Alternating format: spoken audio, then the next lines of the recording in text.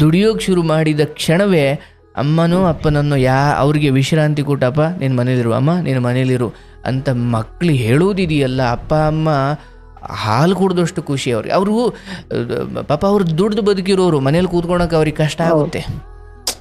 ಅಯ್ಯೋ ನೀವು ಕೂರ್ಸಿದ್ರು ಇಲ್ಲ ಅಲ್ಲಿಗೋಯ್ತೀನಿ ಇಲ್ಲಿಗೋಯ್ತೀನಿ.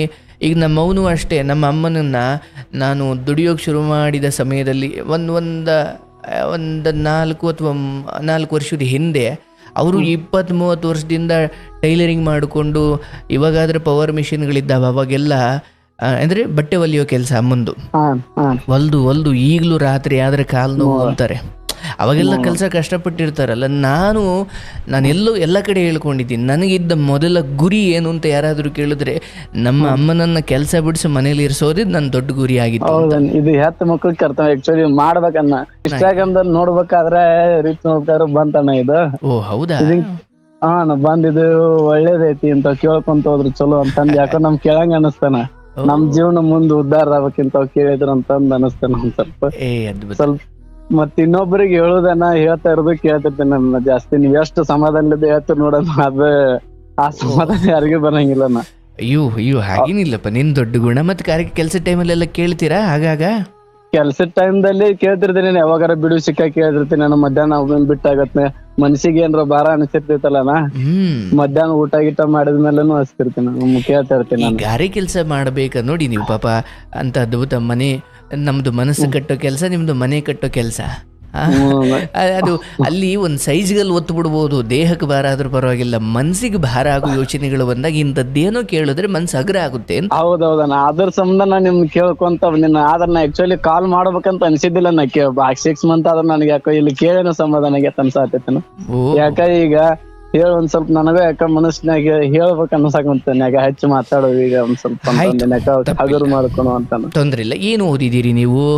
ನಂದನ 2nd PU ಮುಗಿದತ್ತನ. ಓಕೆ, ಅಂದ್ರೆ ಈ ಗಾರೆ ಕೆಲಸ ನಿಮ್ಮದೇ ಆಯ್ಕೆನಾ ಅಥವಾ ನಿಮ್ಮ ಹಿರಿಯರು? ಇಲ್ಲಣ್ಣ, ನಮ್ದು ಆಯ್ಕೆ ಏನಿಲ್ಲನ, ಹಿರಿಯರ್ದು ಏನಿಲ್ಲನ. ಅದು ಹೆಂಗೈತಂದ್ರಣ ಮನೆಯಲ್ಲಿ ಬಡತನ ಪರಿಸ್ಥಿತಿ ಇರ್ತನ, ಹಂಗಾಗಿ ಅಲ್ಲಿಂದ ತಗೊಳ್ತೀನಿ. ಏನ್ ನಿಮ್ ಕತೆ ಏನು? ತಂದೆ ತಾಯಿ ಏನ್ ಕತೆ? ಅಣ್ಣ ನಮ್ದು ಇದು ಏನಂದ್ರನ, ಇಬ್ರು ನಮ್ಮ ಅಪ್ಪ ಅವ್ರಿಗೆ 3 ಮಂದಿ ಮಕ್ಳನ. 2 ಗಂಡ್ ಮಕ್ಳು, ಒಬ್ಬಕ್ಕೆ ಹೆಣ್ಮಗಳನ. ಒಬ್ಬ ನಾವ್ ಸಣ್ಣಗಿರ್ಬೇಕಾದ್ರೆ ಬಾಳ್ ಬಡತನ ಆಯ್ತಾನ ನಮ್ಗ. ಬಡತನ ಇದ್ದಿದ್ರಿಂದ ಏನಾಯ್ತಂದ್ರನ, ಮತ್ತ ಒಬ್ಬನೇ ನಮ್ಮ ಅಪ್ಪ ಒಬ್ಬನೇ ದುಡಿತಾ ಇದ್ನ. ನಮ್ಮ ಅಪ್ಪ ಒಬ್ಬರು ದುಡ್ತಿದ್ರು. ಮತ್ತ ಒಳ್ಳೆ ನಮ್ಮ ಅವ್ರು ಎಲ್ಲರೂ ಹೊಲ್ಮನಿ ಜಾಸ್ತಿ ಇದ್ರೆ ಹೋಗ್ತಿದ್ರು, ಇರ್ಲಿಕ್ಕೆ ಇಲ್ಲ. ನಾವು ಸಣ್ಣವ್ರು ಇರ್ಬೇಕಾದ್ರ ತಂದೆ ಗಾರೆ ಕೆಲಸನೇ ಮಾಡ್ತಿದ್ರ? ಇಲ್ಲ ಗಾರೆ ಕೆಲಸ ಏನಿಲ್ಲ, ನಮ್ ವೃತ್ತಿ ಒಳಗೆ ಇಲ್ಲ ಗಾರೆ ಕೆಲಸ ಏನು ಮಾಡ್ತಿದ್ದಿಲ್ಲ. ತಂದೆ ಏನ್ ಮಾಡ್ತಿದ್ರು? ತಂದೆ ಒಕ್ಕಲ್ತನ ಮಾಡ್ತಿದ್ರು. ಇನ್ನೊಬ್ಬರ ಕೈಯಾಗ ಹೆಂಗಂದ್ರನ ಈ ಕೆಲ್ಸಕ್ಕ ಜಿತ್ತದ ತರ ಇದ್ರನ. ಇಷ್ಟ ಮೊದಲಿಂದ ನಾವು ಸಣ್ಣ ವಯಸ್ಸಿದ್ದಾಗನ ಹಿಂಗತೆ ಎಷ್ಟಂತ ಅಂದ್ರೆ 100 ರೂಪಾಯಿ ಕೊಡೋದು, ದಿನ 50 ರೂಪಾಯಿ ಈ ತರ ದುಡಿತಿದ್ರೆ ನಾವು ಅವಾಗ. ನಮ್ದು ಅಂದ್ರೆ 10 ವರ್ಷ 15 ವರ್ಷ 10 ವರ್ಷ ಇರ್ಬೋದ ನಾವು. ನಮ್ಗೆ ಒಂದ್ ಸ್ವಲ್ಪ ಗೊತ್ತಿದ್ದಾನ, ಅವಾಗ್ಲಿದ್ದ ದುಡ್ಕೊಂತ ಬಂದಿದ್ರನ. ಈಗ ಮನ್ಯಾಗ ಹೆಂಗಿದ್ರು ಅಂದ್ರ ಒಂದ್ ಸ್ವಂತ ಮನಿನೂ ಇದ್ದಿದ್ದಿಲ್ಲನ, ಏನು ಇದ್ದಿದ್ದಿಲ್ಲ. ನಮ್ಮ ಅಪ್ಪಾರ ಏನ್ ಮಾಡಿದ್ರನ, ನಮ್ ದೊಡ್ಡಪ್ಪರು ಒಕ್ಕಲ್ತನ ಮಾಡ್ಕೊಂತಾನ ಹೋಗ್ತಿದ್ರ. ನಮ್ ದೊಡ್ಡಪ್ಪರ್ ಅಂದ್ರನ ಒಂದ್ ಸ್ವಲ್ಪ ಇದ್ದವ್ರ ಇದ್ರೇನ, ಅವ್ರು ಶ್ರೀಮಂತಿದ್ರು. ಅವ್ರೆಲ್ಲಾ ಎತ್ತುಗಳು ಪತ್ಗಳು ಕೊಡ್ಸಿದ್ರನ. ಕೊಡಿಸಿದ್ಮೇಲೆ ಅವ್ರದ ಒಕ್ಕಲ್ತನ ಮಾಡ್ಕೊಂತ ಬರ್ತಿದ್ದನ. ಅವ್ರೇನು ಕೊಡಾತಿದ್ದಿಲ್ಲ ರೊಕ್ಕ ಜಾಸ್ತಿ. ಹಂಗಾಗ್ಬಿಟ್ಟು ಮತ್ ನಾವು ಒಂದ್ ಸ್ವಲ್ಪ ತಿಳುವಳಿಕೆ ಬಂದಂಗೆಲ್ಲ ಏನ್ ಮತ್ತೆ 10th ತಂಗಿದು ಓದಿಸ್ಬೇಕು. ತಮ್ಮ ಓದ್ಲಿ ಅಂತಂದ್ರ ಅವನು ಓದ್ಲಿಲ್ಲ. ಓಕೆ, ಅಂದ್ರೆ ನೀವೇ ದೊಡ್ಡವ್ರು, ನೀವೇ ಅಣ್ಣ? ನಾನಾ ದೊಡ್ಡವನ್, ನಾನಾ ಹಿರ. ನೀವ್ ಎಷ್ಟು ವರ್ಷದಿಂದ, ಎಷ್ಟನೇ ವಯಸ್ಸಿಂದ ದುಡಿಯೋಕ್ ಶುರು ಮಾಡಿದ್ರಿ? ಅಣ್ಣ ನಾನಂದ್ರನು ಊರಲ್ಲೇನ ಸಣ್ಣ ಪುಟ್ಟ ಕೆಲ್ಸಕ್ ಹೋಗ್ತಿದ್ದೆ. ಒಟ್ಟ ಎಷ್ಟು ಅಂದ್ರ 18-16 ವಯಸ್ಸಿಂದನೂ ಸ್ವಲ್ಪ ಯಾವಾಗಾರ ಹೋಗ್ತೀನಿ. ಅವಾಗ ಜಾಸ್ತಿ ಹೋಗ್ತಿರ್ಲಿಕ್ಕೆನ. ಆದ್ರೆ ಅಪ್ಪ ಅಮ್ಮ ಇಬ್ರು ಕೂಡ ದುಡಿಯೋಕ್ ಹೋಗೋರು, ಅಂದ್ರೆ ಅವ್ರವ್ರದ್ದು ಬೇರೆ ಬೇರೆ ಕಡೆ ಅವ್ರು ದುಡಿಯೋಕ್ ಹೋಗೋರು. ಅಪ್ಪ ಅಂತೂ ಫಿಕ್ಸ್ ಹೋಗ್ತಿದ್ರೆ, ನಾವು ವಯಸ್ಸಿಗೆ ಬಂದ್ ನಾವು ದುಡಿದ ನಂತರ ಫಿಕ್ಸ್ ಹೋಗೋರೇನ ಅವ್ರು. ಅವಾಗ ಇನ್ನೊಬ್ರ ಕಡೆ ಒಟ್ ಮಾಡ್ತಿದ್ರು. ಸ್ಟಾರ್ಟಿಂಗ್ ನಮ್ ದೊಡ್ಡಪ್ಪರು ಕೂಡ ಇದ್ರಲ್ಲ ಅಣ್ಣ, ಅದು ಇದ್ದಾದ್ಮೇಲೆ ಎಲ್ಲಾರು ಏನ್ ಮಾಡಿದ್ರ, ಸ್ವಲ್ಪ ಇವ್ರು ರೊಕ್ಕ ಕೊಲ್ಲಾರ ಸಂಬಂಧ ನಮ್ಮಪ್ಪ ನಮ್ಮ ದೊಡ್ಡಪ್ಪರು ಕೂಡ ಜಗಳ ಮಾಡಿದ್ರಣ್ಣ. ನೀವ್ ನಮ್ಗೇನು ಕೊಡಂಗ ಇಲ್ಲ ಅಂದ್ಕೊಳ್ಳೇನ ನಮ್ಮ ಅಪ್ಪಾರನ ಅವ್ರೇನ ದುಡಿಸ್ಕೊಂಡ್ ಏನು ಕೊಲ್ಲಾರ್ದನ ಹೊರಗೆ ಹಾಕ್ಬಿಟ್ರಣ್ಣ. ಅವ್ರು ಏನು ಕೊಲ್ಲಾರ್ದ ಹೊರಗೆ ಹಾಕಿದ್ರು. ಬಟ್ ಅವಾಗ್ಲಿದ್ದನ ಸಣ್ಣ ಪರಿಸ್ಥಿತಿ ನೋಡ್ಕೊಂತ ಬಂದಿವಲ್ಲ ಅಣ್ಣ. ಈಗ ಮನೆ ಪರಿಸ್ಥಿತಿ ಹಿಂಗಾದ್ರ ಎಲ್ಲಾರು ಸಾರಿ ಮತ್ತೇನು ಮುಂದ ಬರಂಗಿಲ್ಲ ನಾನು ತಲೆಯಾಗ ಹೋಗ್ತಾನ ನನಗ. ಹಿಂಗ ಮನ್ತನ್ ಹಿಂಗ ಒಬ್ಬರು ದುಡಿಯೋರು ನಾವ್ ಹಿಂಗ ಸಾಲಿ ಕಲ್ಕೊಂತ ಹೋದ್ರ ಮುಂದೆ ಹೆಂಗ ಅನ್ನೋದ್ ತಲೆ ಬರಾಕತ್ತಾನ. ಈಗ ಸಾಲಿಗೆ ದುಡ್ಡು ಕಟ್ಬೇಕಾದ್ರು ಯಾರ ಕಡೆ ಒಬ್ಬರ ಕಡೆ ಕೇಳೋದ್ ಕಟ್ಬೇಕಿತ್ತಾನ. ಬಟ್ ನಿಮಗೆ ಓದೋ ಆಸಕ್ತಿ ಅಥವಾ ಆಸಕ್ತಿ ಇತ್ತಾನ ಆಸೆ ಇತ್ತಾನ. ಮತ್ ಮನಿ ಜವಾಬ್ದಾರಿ ಹೆಂಗತ್ತ ಅಂದ್ರೆ ಫುಲ್ ಜಾಸ್ತಿ ಇದ್ದಿದ್ದಿಲ್ಲ ನನ್ ತಲೆಯಾಗ ಒಂದೇನಿತ್ತಾನ ಓದಿದ್ರ ಫಸ್ಟ್ ಆತರ ಇರ್ಬೇಕ ನಾವ್ ಓದ್ಬೇಕು, ಇಲ್ಲ ಸಾಲಿನ ಬೇಡ. ಈ ನಡ್ಬರ್ಕಿದ್ರ ನಾವ್ ಎಲ್ಲಿಗೂ ಹೋಗಂಗ ಇಲ್ಲ, ಎಲ್ಲಿಗೆ ದಡನ ಮುಟ್ಟಂಗಿಲ್ಲ ಅನ್ನೋ ತಲೆಯಾಗ ಬರತ್ತ ಅವಾಗ. ಓಕೆ, ಆ ಸಮಯದಲ್ಲಿ ದುಡ್ಡು ಆಯ್ತು, ದುಡಿಮೆ ಮಾಡ್ಕೊಂಡ್ರೆ ಓದಿಗಿಂತ ಅದು ಉತ್ತಮ ಅಂತ ಆ ಕ್ಷಣಕ್ಕೆ ಯಾಕೋ ಅನ್ನಿಸ್ತು? ಅನಿಸ್ತೇನೆ. ಯಾಕಂದ್ರ ನಾನು ಸ್ವಲ್ಪ ದುಡಾಕ್ ಕುಂತ ಇವ್ರಿಗೆ ಆಸರಕತಿ. ಮತ್ ಇನ್ನೊಂದ ನಾನು ಫುಲ್ನು ಅಷ್ಟೊಂದ್ ಶಾನೆ ಹೋಗ್ತಿದ್ದಿಲ್ಲ ನಾನು ಆಕ್ಚುಲಿ ಹೇಳ್ಬೇಕಂದ್ರ ಅಷ್ಟು ಅರ್ಧನ ಮಿದ್ದ ಈಗ. ಯಾಕಂದ್ರ ಈ ಕಾಸ್ಟ್ ವೈಸ್ ಅಂದ್ರು ಅಂತ ನಮ್ಗೇನು ಬರಂಗಿಲ್ಲ, ಆದ್ರೂ ಲೆಕ್ಕ ಬರಾಕತ್ತಾನ. ಜಾಸ್ತಿ ಪರ್ಸೆಂಟ್ 90 ಅಬೋ ಇದ್ರೆ ಏನ್ ನಡೀತೈತಿ, ಪರ್ಸೆಂಟೇಜ್ ಕಡಿಮೆ ಇದ್ರೆ ಏನಾಗಲ್ಲ ಅಂತ ಅನ್ಸಾಕತ್ತಾನ. ಆಯ್ತು, ಹಂಗಾಗಿ ಜಾಸ್ತಿ ಸ್ವಲ್ಪ ತೊದಲ್ಸಾ ಇದ್ದೆ ನಾನು ಸ್ವಲ್ಪ ಮಾತಾಡಕ್ಕೆ. ತೊಂದ್ರೆ ಇಲ್ಲಪ್ಪ, ನಿಂಗೆ ಹೆಂಗ್ ಅನ್ಸುತ್ತೋ ಹಂಗ ಮಾತಾಡು. ಮತ್ತೆ ಇಲ್ಲಿ ಓದ್ ಮುಗೀತು ಅಂದ್ರೆ ನಿಮ್ ತಮ್ಮ ತಂಗಿ ಅವ್ರು ಓದ್ತಾ ಇದ್ರು, ಅವ್ರು ಮುಂದುವರ್ಸಿದ್ರು? ಅವ್ರು ಈಗಾದ್ರೂ ತಂಗಿ ಓದ್ತಿದ್ರು, ಅವ್ರು ಮುಂದ್ ಓದ್ಸಿದ್ರಣ್ಣ. ತಮ್ಮನೂ ಓದು ಅಂತಂದ್ವನ, ತಮ್ಮನು SSLC ಬರ್ನ ಅವನು ಕೈ ಬಿಟ್ನಾನ. ಬರ್ತಂತ ಬಂದ್ಮ್ಯಾಗ ನಂಗ್ ತಲೆಗ್ ಬರಕತ್ತಲ್ಲ ನನಗ. ನಾನ್ ಏನ್ ಮಾಡ್ದೇನ ಮನ್ಯಾಗ ಟೂರಿಗೆ ಹೋಗ್ತೀನಿ ಅಂತಂದ ನಾ ದುಡ್ಯಾಗ ಹೋಗಿದ್ನ. ಆಕ್ಚುಲಿ ಅವಾಗ ಕಾಲೇಜ್ ಮುಗಿದ್ ಕೂಡೇನೆ ಹೋಗ್ಬಿಟ್ನ. ಇಲ್ಲ ಟೂರ್ ಇಟ್ಟಾರ ಅಂತಂದ್ ಹೇಳ್ಬಿಟ್ ಇಲ್ಲ ನಾ ಮನ್ಯಾಗ ಹೇಳಿದ್ದಾನ ಕಾಲೇಜ್ ಟೂರ್ ಇಟ್ಟಾರ ಅಂತ, ಪ್ರವಾಸ ಹೋಗ್ತಿದ್ದಾರೆ ಅಂತ. ಆತರ ಅಂತ ಹೇಳಿದ್ನಾನ.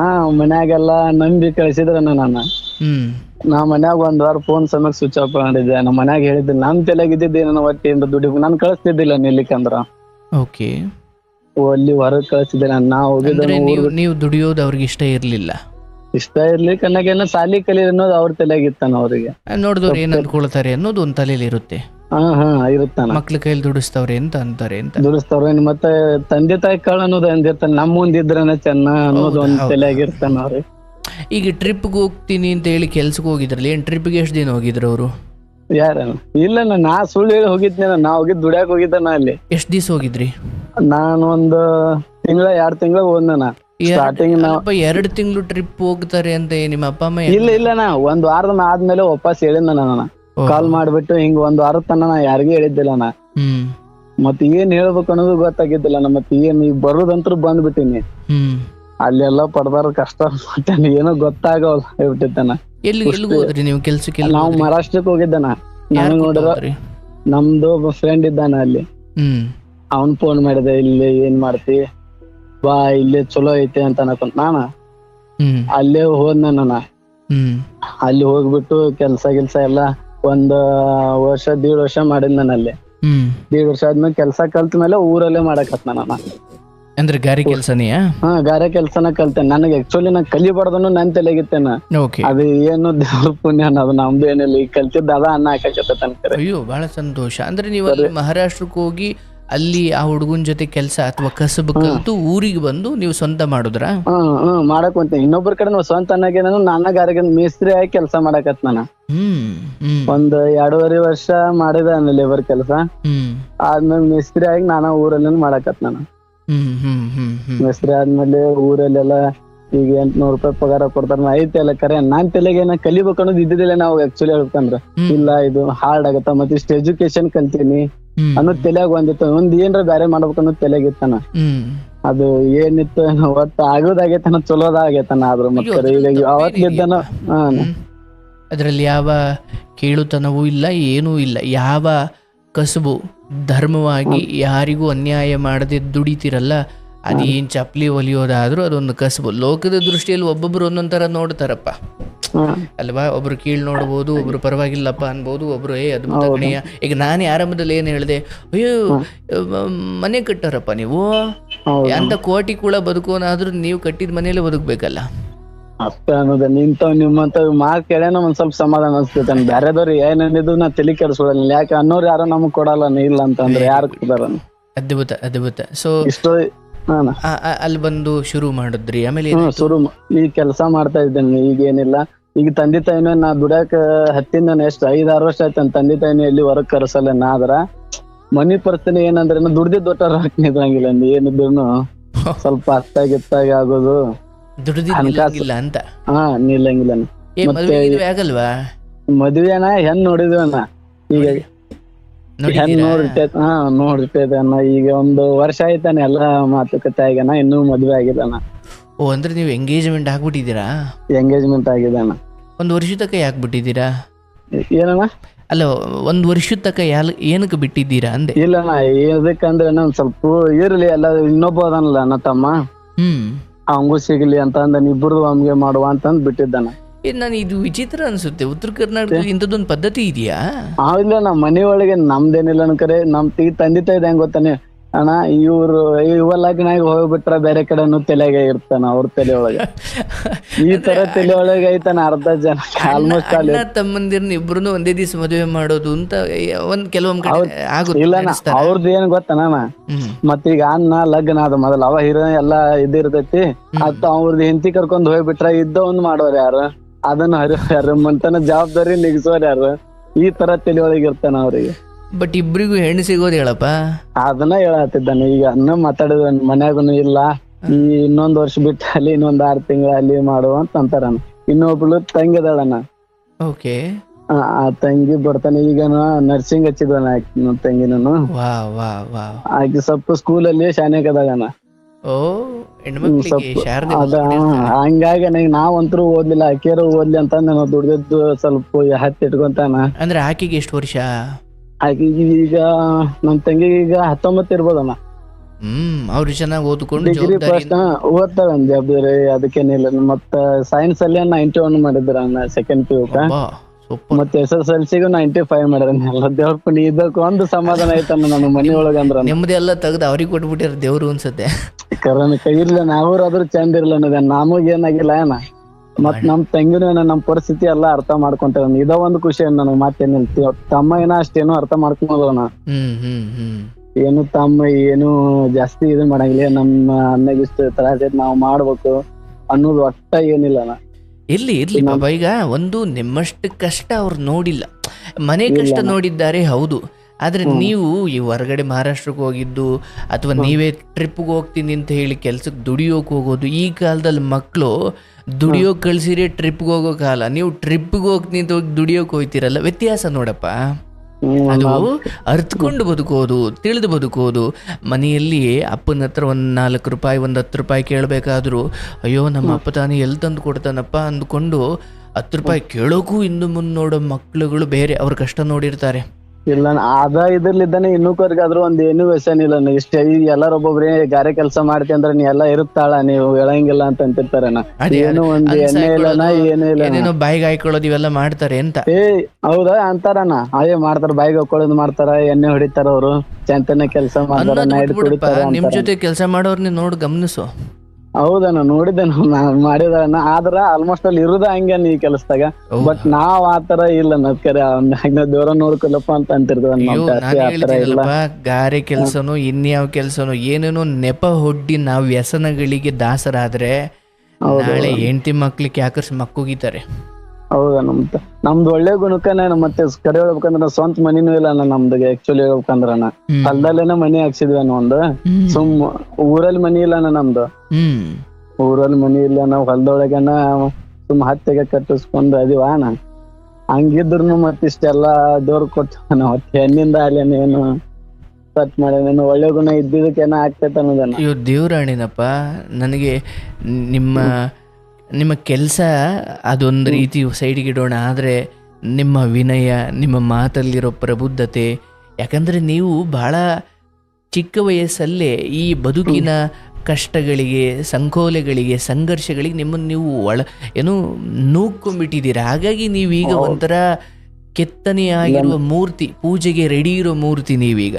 ನಿಮ್ಮ ಮಾತು, ನೀವು ಅರ್ಥ ಮಾಡ್ಕೊಳ್ಳೋ ರೀತಿ ಎಲ್ಲ ಅದ್ಭುತ. ಅದಕ್ಕೆ ತಕ್ಕ ಆಕ್ಚುಲಿ ಅಣ್ಣ ನಿಮ್ಗೆ ಅನ್ನನ ಕಾರಣ ಅನ್ನೋ ಪರಿಸ್ಥಿತಿ ಏನನ್ನೋದನ್ನ ಅನುಭವಿಸೋದು ಏನೋ ಹೇಳಕ್ ಬರಲ್ಲ. ಆಕ್ಚುಲಿ ನಾ ಎಂದ ಮನುಷ್ಯನಾಗ ಅಂದ್ಕೊಂಡಿದ್ನ ನಮ್ಗೊಬ್ಬ ಅನ್ನಿದ್ರ ಅವ್ರು ಹೇಳ್ಬೋದಲ್ಲ, ನಿನಗ ಅನ್ನ ತಿಳ್ಕೊಂಡ್ ಹೇಳಂಗ. ನನಗೆ ಬಹಳ ಸಂತೋಷ. ನಿಮ್ಮ ಹೃದಯದಲ್ಲಿ ಎಂತಹ ಸ್ಥಾನ ಕೊಟ್ಟಿದ್ದೀರಿ. ಎಲ್ಲೋ ಇರೋ ನನಗೆ ನೀವು ಅನ್ನಿಸ್ತಾನೆ ಏನ್ ಅನ್ನೋದೇನ ಅದು ಕರೆ ಮನೆಗೆ ಯಾರು ಅರ್ಥ ಮಾಡ್ಕೊಂಡಿಲ್ಲ ಕರೆ ನಾ ಆದ್ರ ಅವ್ರದ್ದು ಬುದ್ಧಿನ ಅಷ್ಟಿರ್ತು ಬಿಡ ಅಂತ ಅನ್ಕೊಂಡ್ ಸುಮ್ಮ ಆಗ್ಬೇಕನ್ನ ಅಷ್ಟ ಆದ್ರ ತಿಳ್ಕೊಳಗಿಲ್ಲ ನಾವು ತಮ್ಮದವ್ರನ್ನ. ಆಗ್ಲಿ ಈಗ ಬಟ್ ನಿಮ್ಗೆ ಎಂಗೇಜ್ಮೆಂಟ್ ಆಗಿದೆ, ಆ ಹೆಣ್ಮಗಳು ನಿಮ್ ಜೊತೆ ಮಾತಾಡ್ಕೊಂಡಿದ್ದಾರೆ. ಮಾತಾಡ್ತಾರ ಅಷ್ಟೇ. ನಾನು ಜಾಸ್ತಿ ಫೋನು ಹಚ್ಚಕ್ ಹೋಗಿಲ್ಲ, ಯಾಕಂದ್ರೆ ಈಗ ಮೊದ್ಲ ಸುಮ್ಮನೆ ಬೇಡಪ್ಪ ಜಾಸ್ತಿ ಮಾತಾಡೋದು ಸರಿ ಅನ್ಸಲ್ಲ ಅಂತ ಜಾಸ್ತಿ ಮಾತಾಡಕ್ನು ಹೋಗಲ್ಲ ನಾನು, ಎಷ್ಟಷ್ಟ ಮಾತಾಡೋಣ. ಆಗ್ಲಿ ತೊಂದ್ರೆ ಇಲ್ಲ. ಬಟ್ ಇಷ್ಟು ಗ್ಯಾಪ್ ಆಗಿದ್ದು ಅವ್ರಿಗೇನ್ ಬೇಜಾರಿಲ್ಲ? ಇಲ್ಲ ಬೇಜಾರೇನಿಲ್ಲ. ನಾ ಹೆಂಗದಿನಂತ ಅವ್ರ ಮನಿ ಒಳಗೂನು ಗೊತ್ತೈತಾನ ಮತ್ತ ಅವ್ರಿಗೂ ಗೊತ್ತೈತಾನ. ಅಷ್ಟೇ ವ್ಯಕ್ತಿತ್ವದಿಂದ ನಿಮ್ಮ ನಡವಳಿಕೆಯಿಂದ ಗುರುತಿಸ್ಕೊಂಡ್ರೆ ಅದು 10 ವರ್ಷ ಹೋದ್ರು ಅದೇ ನಂಬಿಕೆ ಇರುತ್ತಪ್ಪ. ಒಂದ್ಸಲಿ ಕೆಡಿಸ್ಕೊಂಡ್ಬಿಟ್ರೆ ಮತ್ತೆ ಅದನ್ನ ತಗೊಳಕ್ ಆಗಲ್ಲ ವಾಪಸ್ಸು. ಆಗಲ್ಲ ಅದ್ರ ಸಂಬಂಧನ ಈಗ ತಂದೆ ತಾಯಿದು ಒಂದ್ ಆಸೆ. ಈಗ ನಾ ದುಡಿಯಾಕತ್ತೀನಿ, ನಾನು ಒಂದ್ ದಿನ ನಮ್ಮ ಅಪ್ಪ ನಮ್ಮ ಅವ್ನ ಹೊರಗ್ ಕಳ್ಸಿಲ್ಲ ಮತ್ತ ಅದು ಹೇಳ್ಬೇಕಂದ್ರ ಅದು ಒಂದ್ ದೊಡ್ಡ ಪುಣ್ಯ. ದೇವ್ರು ಕೊಟ್ಟಿದ್ದ ಶಕ್ತಿ ನಮ್ದರ ಏನಲ್ಲ. ನಾವ್ ನೋಡಪ್ಪ, ಒಬ್ಬ ಮಗನಾಗಿ ನನ್ನ ತಂದೆ ತಾಯಿ ಕಷ್ಟಗಳನ್ನು ನೋಡ್ಕೊಂಡು ಬೆಳೆದು ಒಂದು ಹಂತ ಆದಮೇಲೆ ದುಡಿಯೋ ಶಕ್ತಿ ಬಂದಾಗ ನನ್ನ ತಾಯಿ ತಂದೆಯನ್ನ ಕೆಲಸದಿಂದ ಬಿಡಿಸಿ ಈಗ ಅವರೇ ನಾನು ಹೋಗ್ತೀನಪ್ಪ ಮನೇಲಿ ಕೂತ್ಕೊಳಕಾಲ ಕಣೆಯ ಅಂತ ಹೇಳಿದ್ರೆ ಅದು ಬೇರೆ. ಆದರೆ ನಾನೇ ಯಾವುದೋ ತಪ್ಪು ದಾರಿ ಹಿಡಿದುಬಿಟ್ಟು 30 ವಯಸ್ಸು 25 ವಯಸ್ಸಾದರೂ ಅಪ್ಪ ಅಮ್ಮ ದುಡ್ದಿದ್ದಂತ ತಿನ್ಕೊಂಡು ಎಲ್ಲೋ ಕಾಲ ಹರಣ ಮಾಡ್ಕೊಂಡು ಓಡಾಡೋದಿದೆಯಲ್ಲ, ಅದಕ್ಕಿಂತ ನೀಚ ಬದುಕಿನ್ನೊಂದಿಲ್ಲ. ಆದರೆ ನಾನು ದುಡಿಯೋಕೆ ಶುರು ಮಾಡಿದ ಕ್ಷಣವೇ ಅಮ್ಮನೂ ಅಪ್ಪನನ್ನು ಅವ್ರಿಗೆ ವಿಶ್ರಾಂತಿ ಕೊಟ್ಟಪ್ಪ ನೀನು ಮನೇಲಿರು, ಅಮ್ಮ ನೀನು ಮನೇಲಿರು ಅಂತ ಮಕ್ಕಳು ಹೇಳೋದಿದೆಯಲ್ಲ, ಅಪ್ಪ ಅಮ್ಮ ಹಾಲು ಕುಡ್ದಷ್ಟು ಖುಷಿ ಅವ್ರಿಗೆ. ಅವ್ರಿಗೂ ಪಾಪ ಅವ್ರು ದುಡ್ದು ಬದುಕಿರೋರು, ಮನೇಲಿ ಕೂತ್ಕೊಳಕ್ಕೆ ಅವ್ರಿಗೆ ಕಷ್ಟ ಆಗುತ್ತೆ. ಅಯ್ಯೋ ನೀವು ಕೂರ್ಸಿದ್ರು ಇಲ್ಲ ಅಲ್ಲಿಗೋಯ್ತೀನಿ ಇಲ್ಲಿಗೋಯ್ತೀನಿ. ಈಗ ನಮ್ಮವನು ಅಷ್ಟೇ, ನಮ್ಮ ಅಮ್ಮನನ್ನ ನಾನು ದುಡಿಯೋಕೆ ಶುರು ಮಾಡಿದ ಸಮಯದಲ್ಲಿ ಒಂದು 4 ಅಥವಾ 4 ವರ್ಷದ ಹಿಂದೆ ಅವರು 20-30 ವರ್ಷದಿಂದ ಟೈಲರಿಂಗ್ ಮಾಡಿಕೊಂಡು, ಇವಾಗಾದ್ರೆ ಪವರ್ ಮಿಷಿನ್ಗಳಿದ್ದಾವೆ, ಅವಾಗೆಲ್ಲ ಅಂದರೆ ಬಟ್ಟೆ ಹೊಲಿಯೋ ಕೆಲಸ ಅಮ್ಮಂದು, ಹೊಲ್ದು ಈಗಲೂ ರಾತ್ರಿ ಆದರೆ ಕಾಲು ನೋವು ಅಂತಾರೆ. ಅವಾಗೆಲ್ಲ ಕೆಲಸ ಕಷ್ಟಪಟ್ಟಿರ್ತಾರಲ್ಲ. ಎಲ್ಲ ಕಡೆ ಹೇಳ್ಕೊಂಡಿದ್ದೀನಿ, ನನಗಿದ್ದ ಮೊದಲ ಗುರಿ ಏನು ಅಂತ ಯಾರಾದರೂ ಕೇಳಿದ್ರೆ ನಮ್ಮ ಅಮ್ಮನನ್ನ ಕೆಲಸ ಬಿಡಿಸಿ ಮನೇಲಿ ಇರಿಸೋದೇ ನನ್ನ ದೊಡ್ಡ ಗುರಿ ಆಗಿತ್ತು. ಇದು ಹೆತ್ತ ಮಕ್ಕಳು ಕರ್ತವ್ಯ ಆಕ್ಚುಲಿ ಮಾಡ್ಬೇಕನ್ನ. ಇದೇ ಇದ್ರದ ದೇವ್ರ ಪುಣ್ಯ, ಇಂಥದಕ್ಕಿಂತ ನೆಮ್ಮದಿ ಮತ್ತೆ ಯಾವ್ದು ಇರಲ್ಲ. ನಮ್ಗೆ ಬೇಕಾದ ನಾವು ಮನ್ಸಿಗೆ ಮೊದಲು ಇರ್ಬೇಕನ್ನ. ಸತ್ಯ. ಈಗ ನೀವು ಅದನ್ನೇ ಹೇಳಿದ್ರಿ, ನಮ್ಮ ತಾಯಿ ತಂದೆಯನ್ನ ಒಂಚೂರು ಮನೇಲಿ ಇರಿಸು ಅಂತ. ಈಗ 5-6 ವರ್ಷ ಆಯ್ತಾನ ನಾ ಯಾವಾಗ ದುಡಿಯಾಕತ್ತಿನ ಮ್ಯಾಗ 1-2 ವರ್ಷ ದುಡ್ದಿದಾರನ. ಆದ್ಮೇಲೆ ಕಷ್ಟ ಏನೋ ದವಾಖಾನೆ ಸಮಯಕ್ಕೆ 200-200 ರೂಪಾಯಿ ಇರ್ತಿದ್ದಿಲ್ಲ. ಅಂತದ್ರೊಳಗ್ ಬೆಳೆದ್ಬಿಟ್ಟು ಈಗ ಒಂದ್ ತಟಗೂ ಹೊರಗ್ ಕಳ್ಸಲ್ಲ. ಮತ್ತೆ ಹೊಲ್ದಾಗೇನೋ ಮಾಡ್ಕೊಂತ ಇರ್ತಾರೇನೋ, ಹಸುಗಳು ಎಲ್ಲ. ಜನ್ಮ ಆಲ್ರೆಡಿ ಏನು ಪವಿತ್ರ ಅಂದ್ರೆ ಆಲ್ರೆಡಿ ಸಾರ್ಥಕವಾಗ್ಬಿಟ್ಟಿದೆಯಪ್ಪ. ಯಾವಾಗ ತಾಯಿ ತಂದೆ ತಮ್ಮ ತಂಗಿ ಇವರೆಲ್ಲರ ಜವಾಬ್ದಾರಿಯನ್ನು ನಿಮ್ಮ ಶಕ್ತಿ ಅನುಸಾರವಾಗಿ ಮಾಡಿಕೊಂಡು ಬಂದಿದ್ದೀರಾ. ಆದರೆ ಅದಕ್ಕೆಲ್ಲದಕ್ಕೂ ಮೀರಿ ನಿಮಗೆ ನೀವು ಕೊಟ್ಕೊಳ್ಳೋ ದೊಡ್ಡ ಉಪಯೋಗ, ದೊಡ್ಡ ಉಡುಗೊರೆ ಅಂದರೆ ಚಟವಿಲ್ಲದೆ ಬದುಕ್ತಾ ಇರೋದು ಈ ವಯಸ್ಸಲ್ಲಿ. ಅದು ಒಂದು ದೇವ್ರ ಪುಣ್ಯ. ಇನ್ನೊಂದು ಹೇಳ್ಬೇಕಂದ್ರೆ ಭಾವನಾತ್ಮಕ ಇನ್ನೊಬ್ಬರಿಗೆ ಏನು ಕೆಟ್ಟದ್ ಮಾಡಲ್ಲ. ಇಂಥವ್ ನುಡಿ ಕೇಳ್ಕೊಂತ ಹೋದ್ರೆ ಅದು ಚಟಕ್ಕೆ ದಾಸ ಆಗಂಗಿಲ್ಲ. ಅದು ಮೇನ್ ಇರ್ಬೇಕಣ್ಣ. ಒಳ್ಳೆಯ ಸಂಗತಿ ಕೇಳ್ಕೊಂತ ಹೋದ್ರೆ ಆಗಂಗಿಲ್ಲಣ್ಣ. ನನಗೆ ನಿಮ್ಮನ್ನು ನೋಡಿದಾಗ ಏನು ಅನ್ನಿಸ್ತಾ ಇದೆ ಅಂದರೆ, ಈ ಕೆಲಸ ಅಂದರೆ ಎಲ್ಲೋ ಮಠದಲ್ಲಿ ಬೆಳೆದವನು ಮಾತ್ರ ಮಹಾತ್ಮ ಆಗಲ್ಲ, ಹಂಗೆ ಸ್ಮಶಾನದಲ್ಲಿ ಕೆಲಸ ಮಾಡೋನು ಕೂಡ ಒಬ್ಬ ಮಹಾತ್ಮ ಆಗ್ತಾನೆ. ಹಾಗೆ ಗಾರೆ ಕೆಲಸ ಮಾಡ್ಕೊಂಡು ಎಷ್ಟು ವಿವೇಕ ಬೆಳೆಸ್ಕೊಂಡಿದ್ದೀರ ನೀವು. ಅಂದರೆ ಮಠದಲ್ಲಿ ಓದೋರ್ಗೂ ಕೆಲವೊಮ್ಮೆ ಈ ವಿವೇಕ ಬರಲ್ಲ. ಅಷ್ಟು ವಿವೇಕ ಕಾರಣ ಮೇನ್ ಬರದ ಮನಿ ಪರಿಸ್ಥಿತಿ ಬರ್ತಾನೆ ಇದ್ದೀರ. ಆ ಬೆಳೆದ್ ನೋಡ್ಕೊಂಡವ್ ಏನೂ ಕಲಿಯಂಗಿಲ್ಲ. ನಾ ಆಲ್ಮೋಸ್ಟ್ ಅಲ್ಲಿ ಈ ತರ ಬೆಳೆದವಂಗ ಅಂತ ನನ್ನ ಅನಿಸಿಕೆ.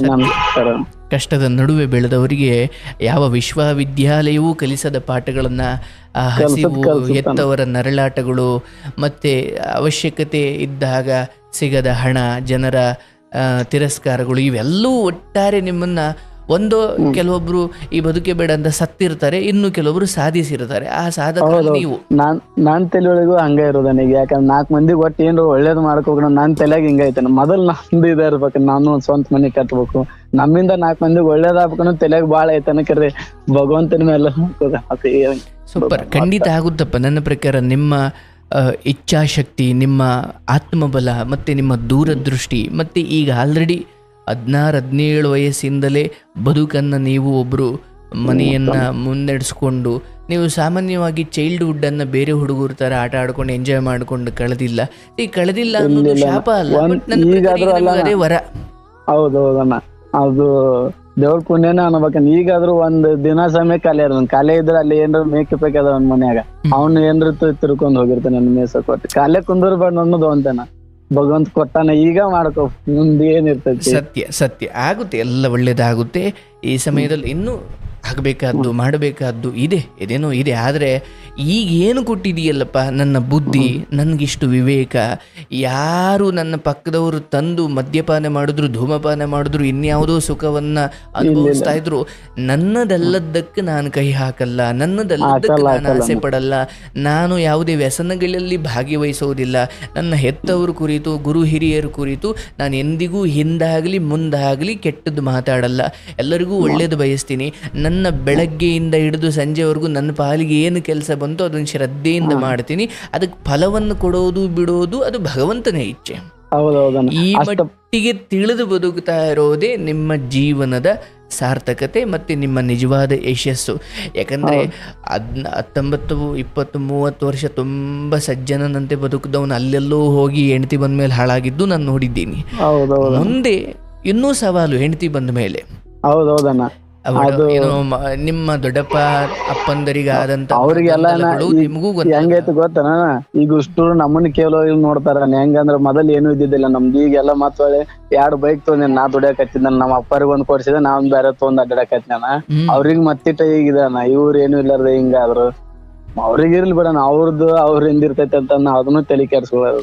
ಮೊದಲ್ ಸೈಕಲ್ ತೊಗೊಂಡ್ ಅಡ್ಡಾಡ ನಮ್ಮ ಅಪ್ಪ, ಈಗ ಬೈಕ್ ಮ್ಯಾಗ ಅಡ್ಡಾಡ್ತಾರ. ಅವಾಗ ಹೆಬ್ಬಟ್ಟನ ನಮ್ಮ ಅಪ್ಪ ಅಣ್ಣ, ಮತ್ ಈಗೆಲ್ಲ ಅವ್ರು ಮೊಬೈಲ್ ಅದೊಂದ್ ಎಲ್ಲೇ ಒಂದ್ ಸಂತೋಷ ಅನಿಸ್ತೈತೆ ನಮ್ಗೆ. ಅವ್ರಿಗೆ ಒಂದ್ ದೊಡ್ಡ ಫೋನ್, ಅವ್ರ ಖುಷಿನೇ ನಮ್ ಖುಷಿ ಅನ್ನೋದೇನು, ಮತ್ತೇನ್ ಇದ್ರಂಗಿಲ್ಲ. ನಿನ್ನಂತ ಮಗ ಹುಟ್ಟಬೇಕಣಯ್ಯ, ಅವ್ರದೇನ ನಮ್ದೇನೆ ಎಲ್ಲ ದೇವ್ರದ್ ಇಚ್ಛೆ. ಅದು ಹೆಂಗ್ ಕಾಯ್ಸಿರ್ತಾನ ನಮ್ ಕೈಗೆ ಇರ್ತಾನ. ಅದ್ ಹೆಂಗ ಇಂತ ಕೇಳಿದ್ರ ನಿಮ್ಮಂತವ್ರು ಹೇಳೋದ್ ಕೇಳಿದ್ರ ಒಂದ್ ಸ್ವಲ್ಪ ಎಲ್ಲೇ ಮನ್ಸಿಗೆ ಸಮಾಧಾನ ಆಗಿ ದಾರಿ ಹಿಡಿದ್ರ ಚಲೋ ಆಕೈತನ. ತಪ್ಪ ದಾರಿ ಹಿಡಿದ್ರ ಮತ್ ತಪ್ಪ ಆಗತ್ತೆ. ನಾವು ಸತ್ಯ, ಯಾವಾಗ್ಲೂ ಅಷ್ಟೇ ಬದುಕಲ್ಲಿ. ನಾನು ಸಂಜೆ ಯಾರೋ ಆಶ್ರಮಕ್ಕೆ ಬಂದವರಿಗೆ ಹೇಳ್ತಾ ಇದ್ದೆ, 3 ಪಾಠಗಳನ್ನು ನಾವು ಅರ್ಥ ಮಾಡಿಕೊಳ್ಬೇಕು. ಇದನ್ನು ಮಹಾಭಾರತ ಕೂಡ ಹೇಳುತ್ತೆ.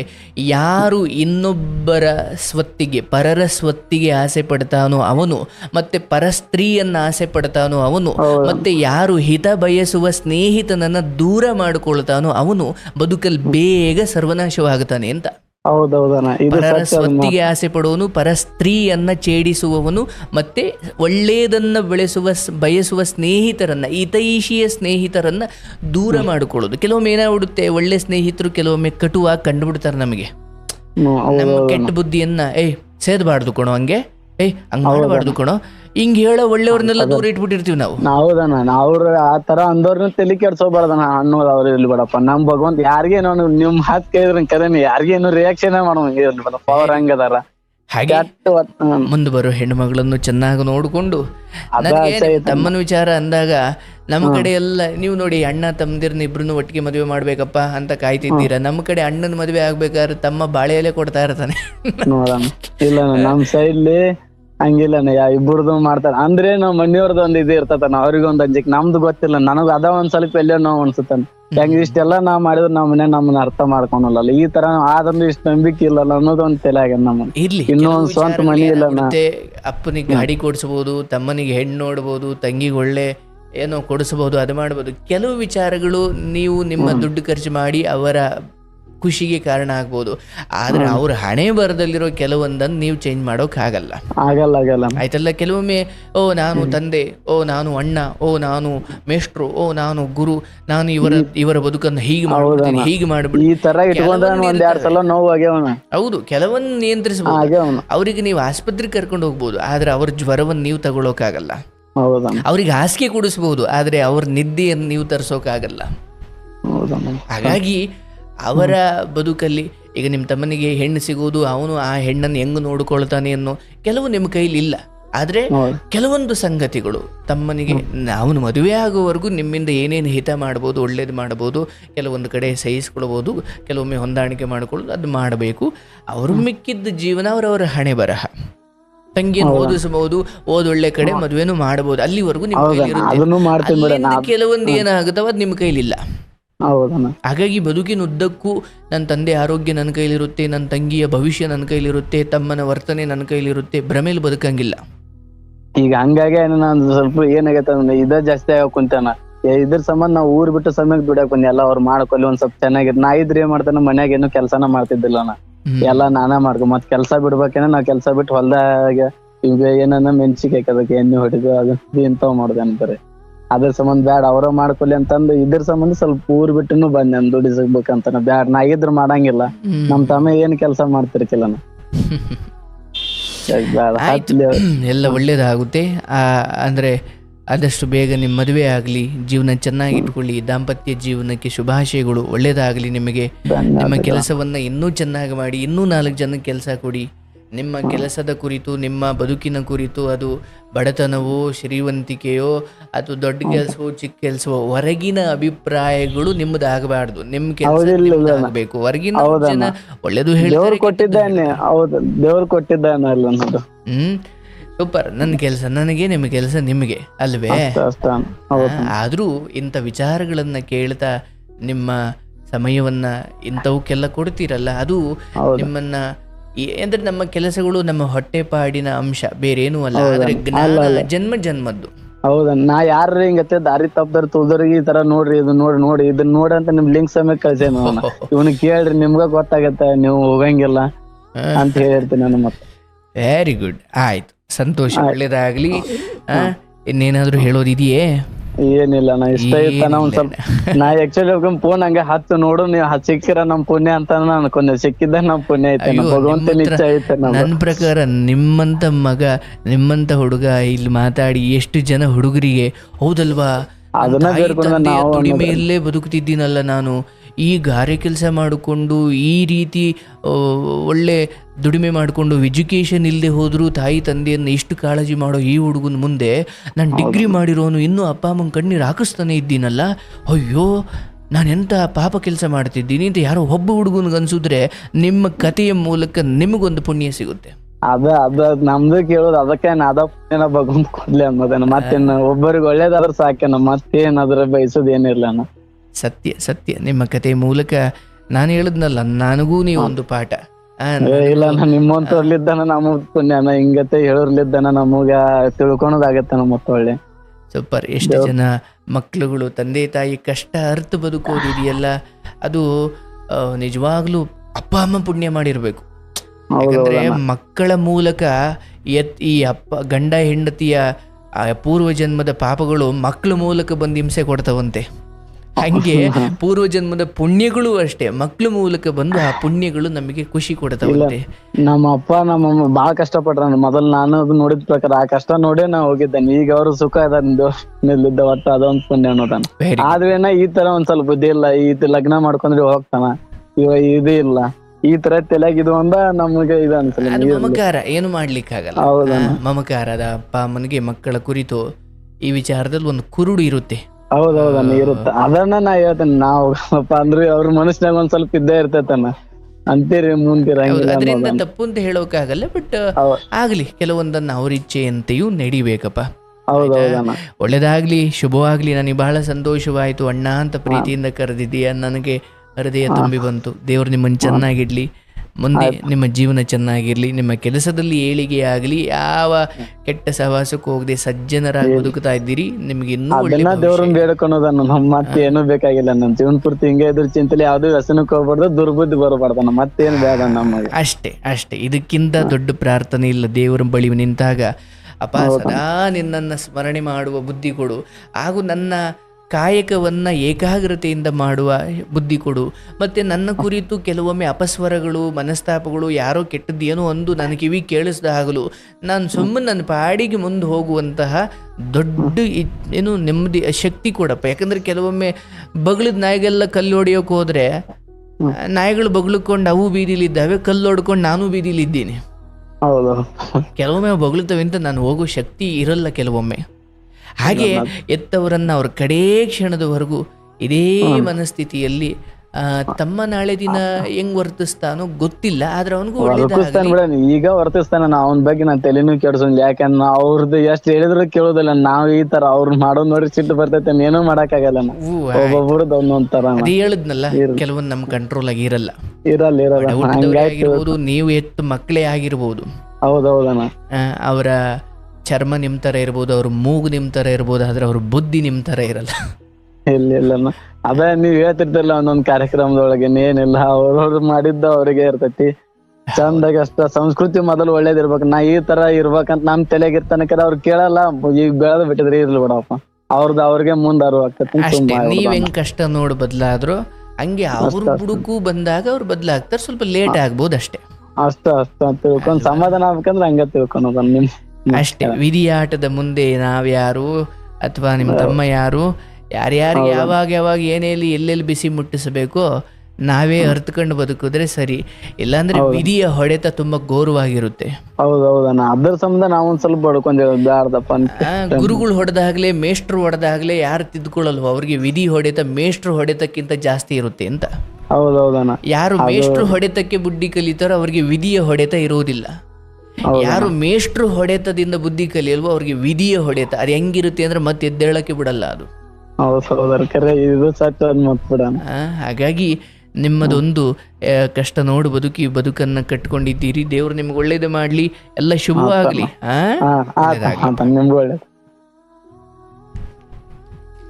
ನೋಡಿ ಎಂತ ಅದ್ಭುತವಾದ ಸಜ್ಜನರಿದ್ದಾರೆ ಅವರು. ನನಗೂ ಅಷ್ಟೇ ಇವ್ರನ್ನ ಕಂಡಾಗ ನನಗೇನು ಖುಷಿ ಆಯಿತು ಅಂದರೆ, ಅವರು ಓದಲಿಕ್ಕೆ ಅಷ್ಟು ಎಷ್ಟು ಆಸೆ ಇತ್ತು. ಹೌದು, ಒಂದು ಮಿನಿಮಮ್ ಸೆಕೆಂಡ್ PUC ವರೆಗೂ ಓದಬಹುದಿತ್ತು, ಬಟ್ ಪಾಪ ಏನೋ ಸಾಧ್ಯವಾಗಿಲ್ಲ. ಆದರೆ ಡಿಗ್ರಿ, ಮಾಸ್ಟರ್ ಡಿಗ್ರಿ, ಈ ಲೋಕದಲ್ಲಿ ಏನೇನಿದೆಯೋ ಅದನ್ನೆಲ್ಲ ಓದಾದ ಮೇಲೂ ಏನು ವಿವೇಕ ಕೆಲವೊಬ್ಬರಿಗೆ ಬರೋದಿಲ್ವ, ಆ ವಿವೇಕ ಏನೂ ಓದಿಲ್ಲದೆ ಹೋದರು ಗಾರೆ ಕೆಲಸ ಮಾಡಿಕೊಂಡು ಜೀವನ ಮಾಡ್ತಿರೋ ಇವ್ರಿಗೆ ಅಂದರೆ ಕೆಲವೊಮ್ಮೆ ಇಂಥ ಪವಾಡಗಳು ನಡೀತವೆ ಬದುಕಲ್ಲಿ. ಪ್ರಪಂಚ ಹೇಗೆ ನೋಡಿ, ಇಡೀ ಬ್ರಹ್ಮಾಂಡ ಭಗವಂತನ ಸೃಷ್ಟಿ ವಿಚಿತ್ರ. ಅಯ್ಯೋ, ಮಹಾನ್ ಅದ್ಭುತವಾಗಿ ಸಂಸ್ಕಾರವಂತನಾಗಿ ಬೆಳೀಲಪ್ಪ ಅಂತ ಮಠಕ್ಕೆ ಸೇರಿಸಿದ ಹುಡುಗನೂ ಕೆಲವೊಮ್ಮೆ ಹಾಳಾಗಿ ಹೋಗ್ತಾನೆ. ಆದರೆ ಇಲ್ಲೆಲ್ಲೋ ಬಡತನದಲ್ಲಿ ಒಂದೊಂದು ತುತ್ತಿಗೂ ಒದ್ದಾಡಿಕೊಂಡು, ಏನೋ ಗಾರೆ ಕೆಲಸ ಮಾಡಿಕೊಂಡು, ಏನೋ ಒದ್ದಾಡಿಕೊಂಡು ಬದುಕುವನಿಗೆ ಮಠದಲ್ಲಿರುವ ವಿದ್ಯಾರ್ಥಿಗೂ ಇಲ್ಲದ ಸಂಸ್ಕಾರ ಅವನಿಗೆ ಬಂದಿರುತ್ತೆ. ಅದಕ್ಕೆ ಹೇಳ್ತಾರೆ, ಹುಟ್ಟುತ್ತಾನೆ ಅಂಥದ್ದೊಂದು ಶುದ್ಧಾತ್ಮ ಬಂದಿದ್ರೆ, ಈಗ ಪ್ರಹ್ಲಾದನಿಗಿದ್ದ ಭಗವತ್ ಭಕ್ತಿ ಕೆಲವೊಮ್ಮೆ 80 ವಯಸ್ಸಾದರೂ ಬರಲ್ವಲ್ಲ. ಪ್ರಹ್ಲಾದನಿಗೆ ನರಸಿಂಹ ಅವತಾರವಾದ ಸಮಯದಲ್ಲಿ ಪ್ರಹ್ಲಾದನಿಗೆ ಒಮ್ಮೆ 5 ವರ್ಷ ಅಂತಾರೆ, ಕೆಲವೊಬ್ಬರು 9 ವರ್ಷ ಅಂತಾರೆ. ಆಯಿತು, 10 ವರ್ಷದ ಒಳಗಡೆ ಇರೋ ಒಬ್ಬ ಹುಡುಗ ಭಗವತ್ ಭಕ್ತಿ ಅಷ್ಟು ಏನು ಉಚ್ಚರಾಯ ಸ್ಥಿತಿಯಲ್ಲಿತ್ತು. ಹಾಗೆ ಭಗವಂತನ ಕುರಿತಾದ ಭಕ್ತಿ ಪ್ರಹ್ಲಾದನಿಗೆ ಅಷ್ಟು ಚಿಕ್ಕ ವಯಸ್ಸಲ್ಲಿ, ಅದು ರಾಕ್ಷಸರ ನಡುವೆ ಇರೋ ಪ್ರಹ್ಲಾದನಿಗೆ ಹೇಗೆ ಬಂತು? ಅದು ಪೂರ್ವಜನ್ಮದ ಪುಣ್ಯ. ಹಾಗೆ ಒಳಗಡೆ ಶುದ್ಧಾತ್ಮರಾಗಿ ಭಗವಂತನ ಅನುಗ್ರಹವನ್ನು ಪಡ್ಕೊಂಡು ಬಂದಿದ್ದರೆ ಅವನು ನಿನ್ನ ಕೊಲೆಗಡುಕರ ನಡುವೆ ಇಟ್ಟರು ಅವನೊಬ್ಬ ಸಜ್ಜನನಾಗಿ ಬದುಕುತ್ತಾನೆ. ಇವ್ರ ಕಥೆಯಿಂದ ನಾವು ತಿಳ್ಕೊಳ್ಬೇಕಿರೋದು, ನಾವಿವತ್ತು ನಮ್ಮನ್ನು ನಾವು ಪ್ರಶ್ನೆ ಮಾಡಿಕೊಳ್ಳೋಣ. ಎಷ್ಟು ಜನ ನಾವು ಅಪ್ಪ ಅಮ್ಮನ ಕುರಿತಾಗಿ ಕಣ್ಣೀರಾಗ್ಸಿದ್ದೀವ? ಇವತ್ತಿಗೂ ಅವ್ರ ಹತ್ರ ತುಂಬ ಕಟುವಾಗಿ ನಡ್ಕೊಳ್ತಾ ಇದ್ದೀವ? ಅಥವಾ ಅವರನ್ನು, ಅಪ್ಪ ನೀವು ದುಡ್ದಿದ್ದು ಸಾಕು ಬಿಡಿ ನಾನು ದುಡಿತೀನಿ, ಅಮ್ಮ ನೀವು ದುಡ್ದಿದ್ದು ಸಾಕು ಬಿಡಿ ನಾನು ದುಡಿತೀನಿ ಹಂಗಂತ ಅವ್ರನ್ನ ಕಳಿಸ್ಲೇಬೇಡಿ ದುಡಿಯೋಕೆ ಅಂತ ನಾನು ಹೇಳಲ್ಲ. ಬಟ್ ಅವ್ರಿಗೆ ಅನ್ನಿಸ್ಬೇಕು, ಅಯ್ಯೋ ನಮ್ಮ ಮಗ ಒಂದು ದಿವಸ ಆದರೂ ಅಪ್ಪ ನೀನು ಕೆಲಸ ಬಿಡು ನಾನು ದುಡಿತೀನಿ ಅಂತ ಹೇಳಲಿಲ್ವಲ್ಲ. ಅಥವಾ ಅಮ್ಮ ನೀನು ಬಿಡು ಕೆಲಸ ನಾನು ದುಡಿತೀನಿ ಅಂತ ಹೇಳಲಿಲ್ವಲ್ಲ. ಅಪ್ಪ ಅಮ್ಮ ನೀವು ದುಡಿದು ಎಲ್ಲರನ್ನೂ ಸಾಕಲಿ ಅಂತ ಅವ್ರು ಬಯಸದೇ ಇರ್ಬೋದು. ಆದರೆ ನಿಮ್ಮ ವರ್ತನೆ ಮೂಲಕ, ಅಯ್ಯೋ ಎಂಥ ಮಗನ ಹೆತ್ತಿದ್ದಕ್ಕೆ ಸಾರ್ಥಕ ಕಣಪ್ಪ, ಅವರು ಸುಮ್ಮನೆ ಕೂತು ಉಂಡವರಲ್ಲ, ಅವತ್ತಿಂದ ದುಡ್ಕೊಂಡು ಬಂದಿರ್ತಾರೆ. ಅವ್ರಿಗೆ ಮನೇಲಿ ಕೂತ್ಕೊಳ್ಳೋಕ್ಕಾಗಲ್ಲ. ನೀವು ಹೋಗಬೇಡ ಅಂದರೂ ಅವ್ರು ಏನೋ ಒಂದು ಕೆಲಸ ಮಾಡ್ತಾ ಇರ್ತಾರೆ. ನಾನಿವತ್ತು ನಮ್ಮವ್ವ ಹೇಳುತ್ತೆ, ಪಾಪ ಈಗೆಲ್ಲ ಆಯಿತು ನಂಗೆ ಮನೇಲಿ ಕೂತ್ಕೊಳ್ಳೋಕ್ಕಾಗಲ್ಲ ಕಣೋ, ನಾನು ಗಾರ್ಮೆಂಟ್ಸ್ಗೆ ಹೋಗ್ತೀನಿ, ಯಾವೋ ಸುಮ್ಮನೆ ಇರಬೇಕಷ್ಟೇ ಅಂತೀನಿ. ನಾನು ರೇಗ್ತೀನಿ. ಇವತ್ತು ಸಂಜೆ ಹೇಳ್ತಿತ್ತು, ಒಂದು ಕುರಿಮರಿತ ತಿಂಗಣೆಯ ಅವ ನಾವು ಸಿಟೀಲಿ ಇದ್ದೀವಿ, ಏನು ಹಳ್ಳಿ ಕೆಟ್ಟೋಯ್ತಾ, ಒಂದು ಕುರಿಮರಿ ಸಾಕುವಷ್ಟು ಎಲ್ಲಿದೆ ನಮಗೆ? ಅಥವಾ ಈಗ ಒಳಗಡೆ ಏನು ತಂದು ಎಲ್ಲಿ ಬಿಟ್ಕೊಳ್ತೀಯ ಕುರಿಮರಿ? ಹೆಂಗೆ ಸಾಕ್ತೀಯವ ನೀನು? ನಮ್ದು ಇಲ್ಲೇನು ಹೊಲ ಇದೆಯಾ? ಅಚ್ಚುಕಟ್ಟಾಗಿ ಒಂದು ಮನೆ ಕಟ್ಕೊಂಡಿದ್ದೀವಿ, ಅದು ಎಲ್ಲಿ ಕುರಿ ಕಟ್ಟಾಗ್ತೀಯಾ? ಅಥವಾ ಏನು ಹೆಂಗೆ? ಸುಮ್ಮನಿರವೋ, ಅದೆಲ್ಲ ಆಗದೆ ಇರೋ ಕತೆ, ನಾವೇನು ಹಳ್ಳೀಲಿ ಇದ್ದೀವ ಅಂತ ನಾನು ಹಂಗೆ ಹೇಳ್ತಾ ಇದ್ದೆ.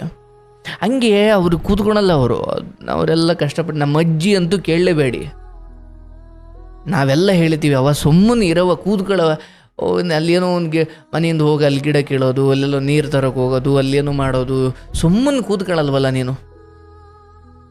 ಅಯ್ಯೋ ಇಲ್ಲೇನೋ ಮಾಡಕ್ಕೆ ಹೋಗಿದ್ದೆ ಕಣ, ಅದೇನು ಬಾ, ಸುಮ್ಮನೆ ಹೆಂಗೆ ಕೂತ್ಕೋತಾರೆ, ಏನೋ ಒಂದು ಮಾಡಬೇಕಲ್ಲ ಅಂತಿರ್ತಾರೆ ಅವರು. ಅಂದರೆ ನನಗೆ ಅಲ್ಲಿಂದ ಅನಿಸಿದ್ದೇನೆಂದರೆ, ಅವ್ರು ಹಾಗೆ ಬಂದುಬಿಟ್ಟಿರ್ತಾರೆ, ಅವ್ರು ಸುಮ್ಮನೆ ಕೂತ್ಕೊಳ್ಳಲ್ಲ. ಅವರು ದುಡ್ದು ಅವರು ಅದೇ ಮನಸ್ಥಿತಿಯಲ್ಲಿ ಮನೆಗಳನ್ನು ಸಾಕ್ಕೊಂಡು, ಮಕ್ಕಳು ಮರಿ ಸಾಕ್ಕೊಂಡು ಬಂದಿರ್ತಾರೆ. ಆದರೆ ಅವ್ರಿಗೊಂದು ಚೂರು ಬಿಡು, ದುಡಿಯೋದು ಬಿಡು, ಆಯಿತು ಚೆನ್ನಾಗಿರು, ನೀನು ಮನೇಲಿ ಇರಪ್ಪ ಅಂತ ಒಂದು ಮಾತು ಹೇಳಿ ಅವ್ರಿಗೊಂದೇನು ಖುಷಿ ಆಗ್ಬೋದು.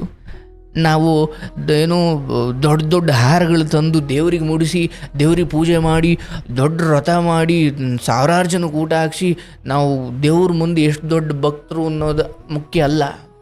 ತಂದೆ ತಾಯಿಗಳಿಗೆ ಅವ್ರು ದುಡಿತಾನೆ ಇದ್ದಾರೆ, ಇನ್ನೂ 40-50 ಸುಮ್ಮನೆ ದುಡಿತಾನೆ ಇದ್ದಾರೆ ಎಂದಾಗ ಸ್ವಲ್ಪ ಅವ್ರ ಬಗ್ಗೆ ಒಂದು ಕರುಣೆ ವ್ಯಕ್ತಪಡಿಸಿದ್ರೆ ಅದು 1000 ಜನಕ್ಕೆ ಊಟ ಹಾಕಿದಷ್ಟೇ ಪುಣ್ಯ ಅಲ್ವಾ? ನಾವೆಲ್ಲೋ ಫ್ರೆಂಡ್ಸ್ಗಳಿಗೆ ಹೊರಗಡೆ ಸುಮ್ಮನೆ 4 ಜನರ ಹತ್ರ ಸೈ ಅನ್ಸ್ಕೊಳ್ಳೋಕೆ ಸಾವಿರಾರು ರೂಪಾಯಿ, ಲಕ್ಷಾಂತರ ರೂಪಾಯಿ ಎಲ್ಲ ಖರ್ಚು ಮಾಡಿಬಿಟ್ಟು ಸುಮ್ಮನೆ ಏನೇನೋ ಮಾಡ್ತೀವಿ. ಇಲ್ಲ ಅಪ್ಪ ಅಮ್ಮನಿಗೆ ಒಂಚೂರು ಚೆನ್ನಾಗಿ ನೋಡಿಕೊಂಡ್ರೆ ಅದೇ ಪುಣ್ಯ ಅಲ್ಲೇ ಬರುತ್ತಲ್ವೇ. ಇರಲಿ ಪಾಪ, ಒಬ್ಬೊಬ್ಬರು ಮನೆ ಪರಿಸ್ಥಿತಿ ಒಂದೊಂದು ಇರುತ್ತೆ, ನಾನು ಹಿಂಗೇ ಇರಿ ಅಂತ ಹೇಳೋಕ್ಕಾಗಲ್ಲ. ಬಟ್ ಸ್ವಲ್ಪ ಈ ಗಾರೆ ಕೆಲಸ ಮಾಡಿಕೊಂಡು ತಂದೆ ತಾಯಿಗಳು ಕುರಿತೇ ಈ ಮಟ್ಟಿನ ಕರುಣೆ ತೋರಿಸೋ ಅಥವಾ ಅಪ್ಪ ಅಮ್ಮನ ಚೆನ್ನಾಗಿ ನೋಡಿಕೊಂಡಿರೋ ಇವರು ಬೇರೆಯವ್ರಿಗೂ ಮಾದರಿ ಆಗಿದ್ದಾರೆ ಅಂತ ಹೇಳಿದೆ ಅಷ್ಟೇ. ಎಲ್ರಿಗೂ ಒಳ್ಳೆಯದಾಗಲಿ, ಶುಭವಾಗಲಿ.